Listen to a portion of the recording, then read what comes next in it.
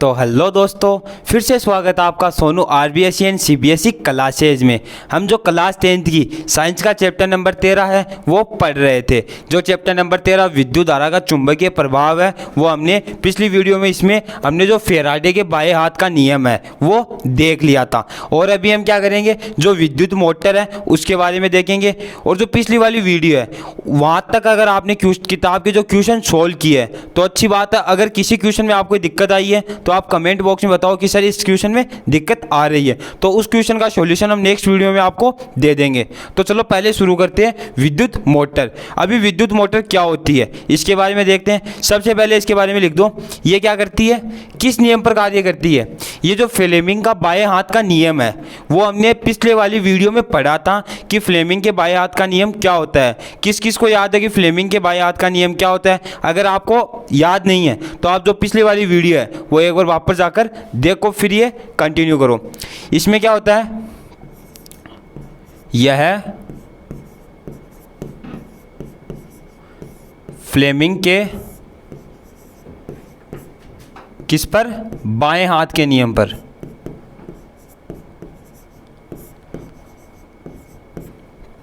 बाएं हाथ के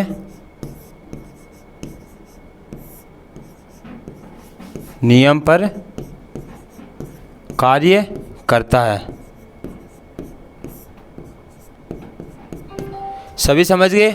ये क्या करता है, फ्लेमिंग के बाएं हाथ के नियम पर कार्य करता है। अभी एक बार हम इसका जो डायग्राम है पहले वो देख लेते हैं। इसका डायग्राम कुछ ऐसा होगा, हमारे पास आपकी बुक में अलग दिया हुआ है, हम इसे थोड़ा यहाँ पे 3D टाइप में देख रहे हैं। इसमें क्या है, हमें एक जो विद्युत का सिरा है N और जो दूसरा है वो S दिया हुआ है, जिसमें बीच में हमें ये दिया हुआ है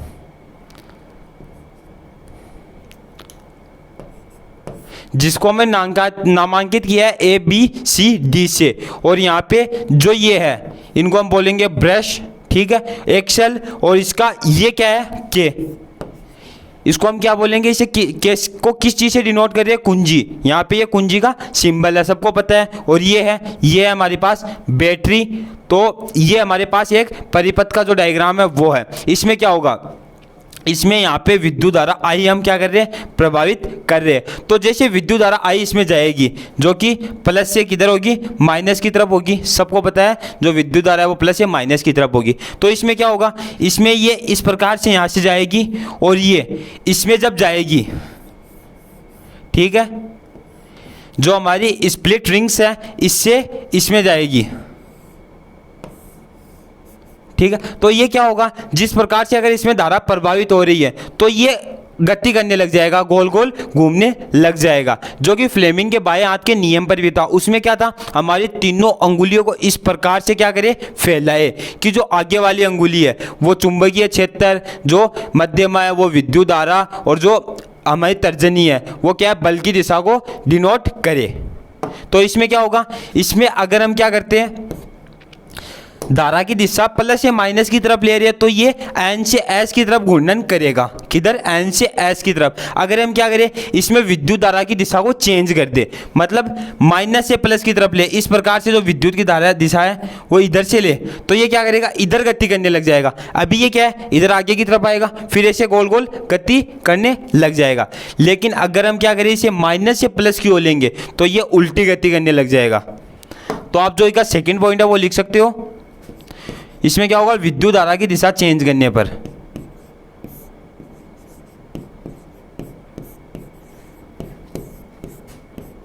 की दिशा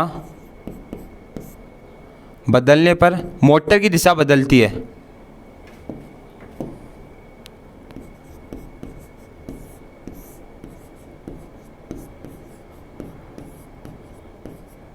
बदलने पर जो मोटर है उसकी क्या होगी, दिशा भी बदलेगी। ये चीज़ सबको ध्यान रखनी है।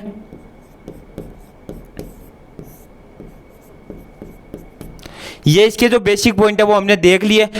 और जो यहाँ पे क्या है, यहाँ पे हम केवल इंपॉर्टेंट पॉइंट्स की बात कर रहे हैं और बाकी जो छोटा मोटा जो चीज़ बच जाती है आप उसे बुक से पढ़ा करो। पहले क्या आपको जो आपकी एनसीईआरटी बुक है 10th क्लास की साइंस की वो पढ़ो, फिर जो हमारे शॉर्ट नोट्स है वो तैयार करो। इन दोनों का जो कॉम्बिनेशन है वो क्या करेगा, आपको जो बोर्ड एग्जाम है, जो 10th की जो बोर्ड एग्जाम है जो कि 2023 में लगेगी। उसमें क्या आपको एक बेस्ट स्कोर देने में सहायता करेगा। तो आप जो नोट्स है उनको प्रॉपर तैयार करो और उनको पढ़ो साथ के साथ। अभी हम क्या देखेंगे, जो विद्युत चुंबकीय प्रेरण है उसके बारे में।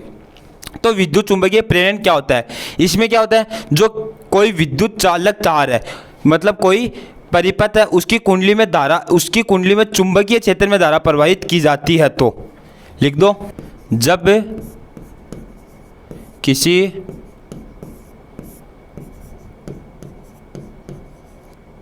चालक तार की कुंडली है,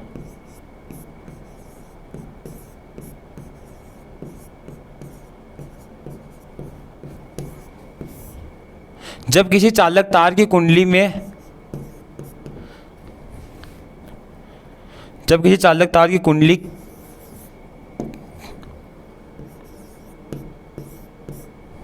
में चुंबकीय क्षेत्र में, सॉरी, उसमें क्या होगा, जो चालक तार की कुंडली है उसमें जो चुंबकीय क्षेत्र है में चुंबकीय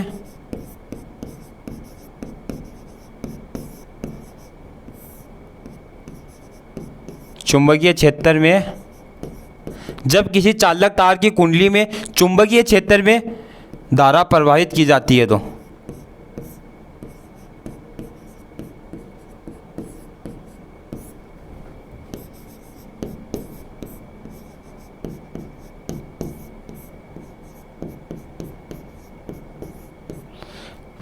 जो हमारी विद्युत धारा है ये क्या जाएगा हमारे पास, जब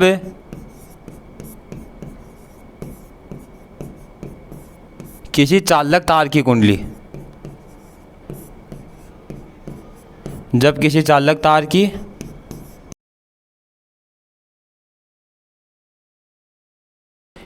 जब इसमें क्या होगा, जब किसी चालक तार की कुंडली चुंबकीय क्षेत्र में, जब किसी चालक तार की कुंडली चुंबकीय क्षेत्र में क्या करती है,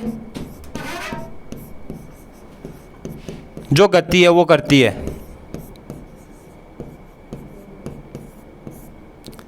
गति करती है, तो क्या होगा, तो जो कुंडली है उसमें विद्युत धारा का क्या होगा, निर्माण होगा।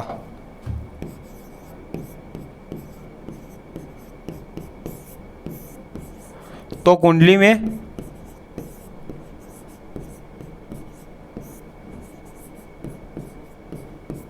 विद्युत धारा का निर्माण होता है। डेफिनेशन लिख दो सभी, डेफिनेशन लिख दी। अभी हमारे पास इसका डायग्राम है, ये क्या है, इसका डायग्राम, मतलब ये इसका चित्र है। इसमें क्या होगा, ये हमारे पास कोई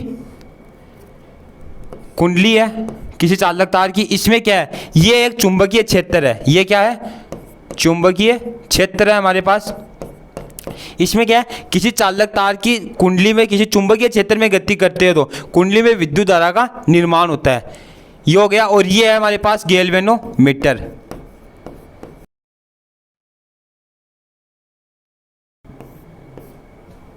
गैल्वेनोमीटर जो कि क्या करेगा, विद्युत धारा को मापेगा कि ये N से S की तरफ है या S से N की तरफ है। इसमें आपको एक नंबर डिनोट हो रहा है, इसको थोड़ा सा बड़ा करके यहाँ पे दिखाता हूँ। ये इस प्रकार से होगा गैल्वेनोमीटर हमारे पास, जिसमें यहाँ पे एक वॉच टाइप का जो नंबरिंग है वो होगी, और यहाँ पे जो इसकी सुई है वो लगी होगी। यहाँ पे जो ये हमारे पास गैल्वेनोमीटर में जो मीटर है, गैल्वेनोमीटर में जो ये है, ये क्या करता है, ये आपकी जो N से S की दिशा है ये आपको डिनोट करेगा। समझ गए?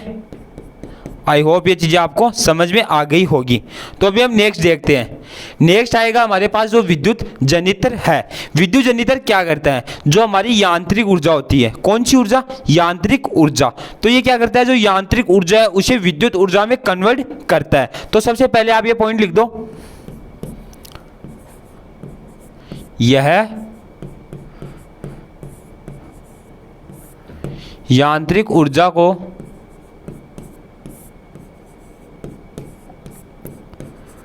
किसमें, विद्युत ऊर्जा में बदलने का कार्य करता है।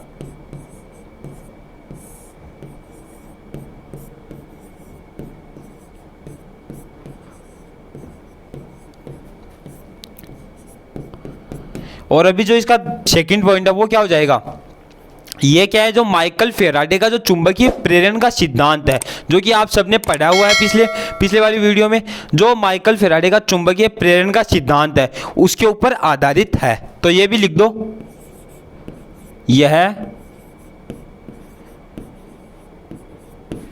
माइकल फैराडे के चुंबकीय प्रेरण के सिद्धांत पर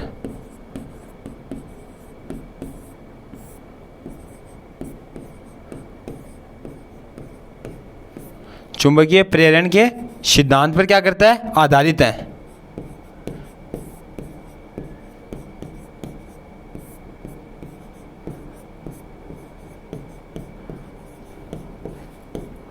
पर आधारित है। ठीक है, अभी इसका जो डायग्राम है उसके बारे में हम थोड़ा देखते हैं। हमारे पास किसका ये डायग्राम दिया हुआ है, जो कि आपकी बुक में अलग है और ये हमारे पास यहाँ पे 3D में है। तो ये क्या हो जाएगा हमारे पास, इसको हम बोलेंगे कुंडलन, जो कि हमारी जो कुंडली होती है वो ये है कुंडलन। ठीक है, और ये हमारे पास ये डायग्राम है। यहाँ पे क्या है, यहाँ पे हमें गैल्वेनोमीटर शो किया हुआ है, दर्शाया गया हुआ है। ये हमारे पास इसकी दूरी है, जो कि ये जो पाइप सी दिखाई दे रही है आपको, ये दूरी और है। तो और जो ये इस दूरी को ऐसे यहाँ पे कैच की हुई है, दूरी से लिपटे हुए है, उसे हम बोलेंगे ब्रश। और जो ये है हमारे पास, ये होगी हमारी वल्ले, ये होगी ब्रश और इस तरफ वाली होगी वल्ले। ये चीज़ें आपको ध्यान रखनी है। जो ये डायग्राम है आप इसे अपनी नोटबुक में बना लो और जो इसके नाम है उसको भी डिनोट कर दो। तो इसमें क्या होगा, ये विद्युत धारा जाएगी इधर से इधर। ठीक है, विद्युत धारा इस प्रकार से प्रवाहित होगी और इसमें क्या होगा, जो ये हमारी वल्ले है, यहाँ से ये है वल्ले, इससे जो हमारी कुंडलन है इसमें अगर विद्युत धारा आएगी तो ये मैंने जैसे पिछली वीडियो में अभी बताया था आपको, इसमें क्या करेगा, ये एन से एस की तरफ क्या करेगा, गति करने लग जाएगा। और ये है हमारे पास एन और एस, जो कि चुंबकीय ध्रुव है। मैंने आपको बता दिया ये सभी चीज़ें। और ये क्या करेगा, अगर धारा प्लस या माइनस मतलब इधर से इधर की ओर जा रही है तो ये क्या करेगा, इधर इस प्रकार से गति करेगा, इस प्रकार से ये हमारा कुंडलन है वो गति करेगा। अगर धारा इधर से इधर होगी मतलब माइनस से प्लस की ओर होगी तो जो कुंडलन है वो एस से एन की तरफ गति करने लग जाएगा। ये चीज़ें आपको ध्यान रखनी है। आई होप आपको ये चीज़ समझ में आ गई है। और अगर आप इसे डिटेल में देखना चाहते हो तो एक बार क्या करो, जो वीडियो है उसे देखने के बाद जो आपके NCERT की बुक है उसे पढ़ लिया करो, जिससे क्या होगा, जो NCERT की छोटे छोटे टॉपिक है, छोटी छोटी चीज़ें हैं वो भी आपको यहाँ पे पता चल जाएगी। ये क्या करेगा, यह इसकी डेफिनेशन, इसके जो डायग्राम है उससे हमें यह चीज पता चली कि यह चुंबकीय प्रेरण पर आधारित है।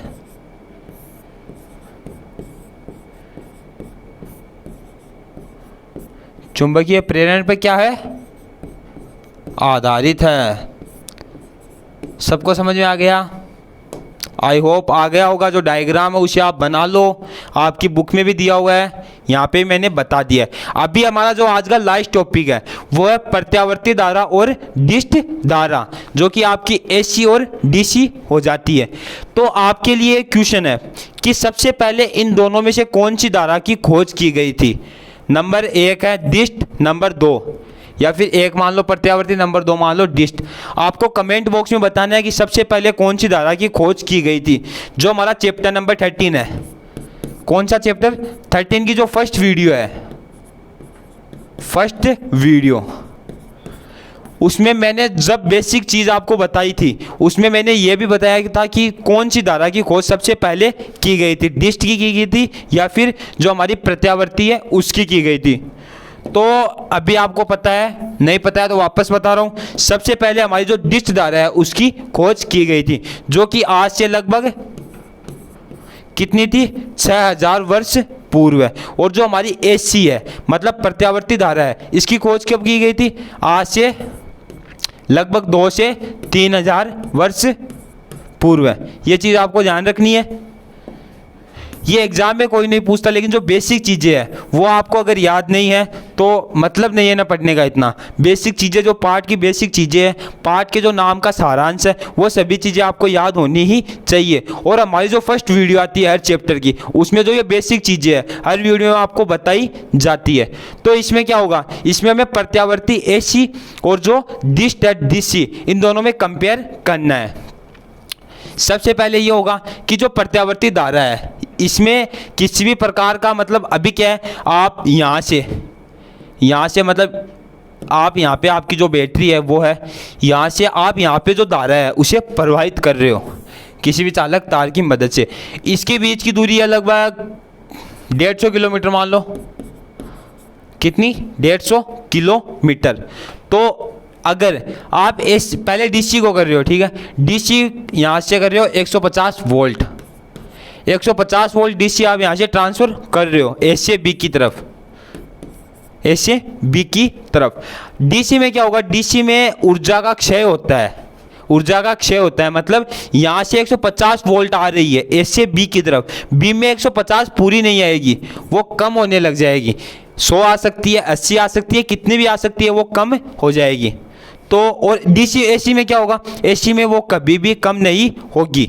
मतलब अगर आप यहाँ पे 150 वोल्ट भेज रहे हो तो आपको यहाँ पे 150 वोल्ट ही मिलती है। तो आपने देखा होगा जो कि आपके गांव शहर जहाँ पे भी हो, वहाँ पे बिजली कहाँ से आती है, आपकी जो पास में ग्रिड है,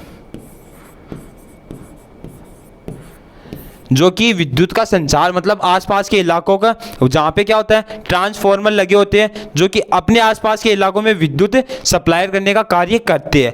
तो ऐसा थोड़ी ना ग्रिड में बिजली बन रही है, नहीं, ग्रिड में क्या है, जैसे एक गांव में एक ग्रिड है, क्या है, ये कोई गांव है, इसमें यह ग्रिड लगी हुई है, गांव में बिजली है, ग्रिड में है, ग्रिड में बिजली कहाँ से आ रही है, वो किसी अन्य जगह से आएगी, और वहाँ क्या होगी, किसी अन्य सिटी से आएगी, और उस सिटी में क्या होगी, एक मतलब अपने राजस्थान में क्या है, अजमेर, अजमेर में क्या है, जो हमारा विद्युत भंडार है वो है। आपका जो बिजली का बिल है उसमें भी ऐसा ही लिखा होगा, अजमेर जो विद्युत है उसके बारे में, जो हमारे आसपास में अजमेर में आती है। आपके आसपास में कौन सी जगह से आती है वो आप कमेंट बॉक्स में बताओ, जो कि आपके बिल पर आपको मिल जाएगा। तो अजमेर में क्या होगा, अजमेर में भी ऐसा नहीं है कि AC का संचरण अजमेर से हमारे पास हो रहा है डायरेक्ट, अजमेर में भी कहीं दूसरी जगह से आ रही है। तो इसमें क्या है, इतनी दूर दूर से आ रही है, मतलब कोई 200 किलोमीटर से आ रही है अजमेर, यहाँ से यहाँ पर आएगी। जैसे अजमेर से कहाँ पर आ रही है, अपने सीकर में आ रही है, अजमेर से आ रही है सीकर में। तो अजमेर से जितनी बिजली सीकर में आ रही है, जो कि DC में आना तो संभव नहीं है, ये चीज़ आपको ध्यान रखनी है कि DC में इतनी दूर पे आना संभव नहीं है, वो आते आते कम हो जाएगी और बीच में ही नष्ट हो जाएगी। लेकिन जो AC है हमारे पास प्रत्यावर्ती धारा है, उसमें यह अजमेर से सीकर आने में संभव है, और उसमें जितनी आएगी उतनी ही, जितनी यहाँ से जाएगी उतनी सीकर में पूरी पहुँचेगी, ऐसा नहीं है कि बीच में कम हो जाएगी। तो ये चीज़ आपको ध्यान रखनी है।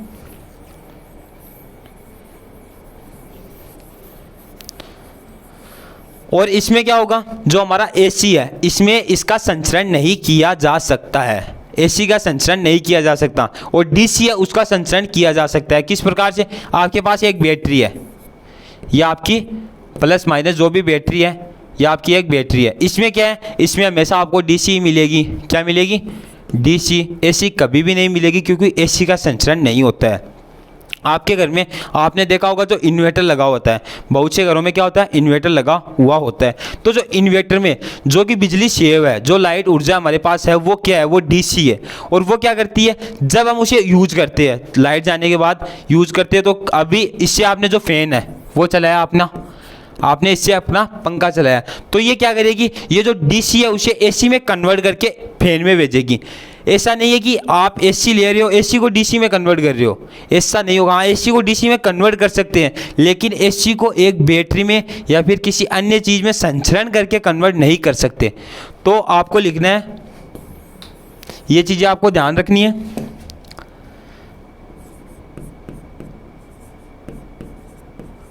प्रत्यावर्ती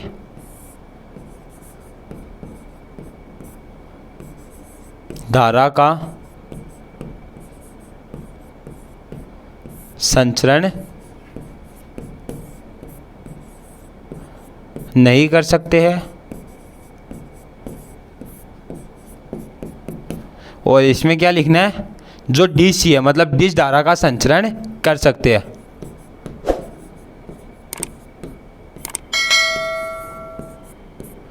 कर सकते हैं, ये चीज़ पॉसिबल है और ये चीज़ पॉसिबल नहीं है। आपका सेकंड पॉइंट लिखना है आपको, आप लिख दो, मैं बोल रहा हूँ। एसी को एक स्थान से दूसरे स्थान पर भेजने पर इसमें ऊर्जा का क्षय मतलब ऊर्जा में कोई कमी नहीं होती है, जो बिजली या बिजली का क्षय नहीं होता। और जो डीसी है इसमें एक स्थान से दूसरे स्थान पर भेजने में डीसी के क्या होता है, क्षय होने लग जाता है। समझ गए ये चीज़। और जो लंबी दूरी है मतलब यहाँ से कितनी दूरी पर भेज रहे हो उसके अनुसार इस पर डीसी पे इफेक्ट पड़ेगा, लेकिन जो हमारा एसी है इस पर इस चीज़ का कोई भी इफेक्ट नहीं पड़ेगा और इसे हम संचरण कर सकते हैं, इसे संचरण नहीं कर सकते। अभी आपको क्या करना है, अपनी बुक के जो क्वेश्चन है उन सभी को सोल्व करना है, और जिसका सॉल्यूशन आपको नहीं आ रहा है उसके बारे में आपको कमेंट बॉक्स में बताना है, या हमारे जो हमने बताया है इंस्टाग्राम पेज पर भी आप बता सकते हो, उसका सॉल्यूशन आपको मिल जाएगा। यहाँ तक कि प्रॉपर नोट्स आप तैयार कर लो। अगर कोई वीडियो आपकी छुट्टी हुई है, कोई वीडियो बाई चांस आपकी किसी कारणवश रह गई, तो आपको क्या करना है, जो हमारी प्ले लिस्ट है, क्या है, प्ले लिस्ट, आपको हमारे चैनल के होम बटन पे जाना है, वहाँ पे आपको एक प्लेलिस्ट का आइकन मिलेगा, प्लेलिस्ट का नाम मिलेगा, वहाँ पे जाना है। वहाँ पे आपको 10th क्लास साइंस NCERT नाम से एक फोल्डर मिलेगा, उसमें जाना है। उसमें हमारी जो जितनी भी चैप्टर वाइज वीडियो है वो सभी आपको मिल जाएगी, और जो वीडियो आपकी रही हुई है उसे कंप्लीट करो, और उसके जो नोट्स हैं उन सबको कंप्लीट करो। तो आज की वीडियो के लिए इतना ही। अगर आपको वीडियो पसंद आई है तो वीडियो को लाइक करो और बताया करो कि सर ये चीज़ समझ में नहीं आ रही है, तो चैनल को भी सब्सक्राइब कर दो। थैंक यू, धन्यवाद।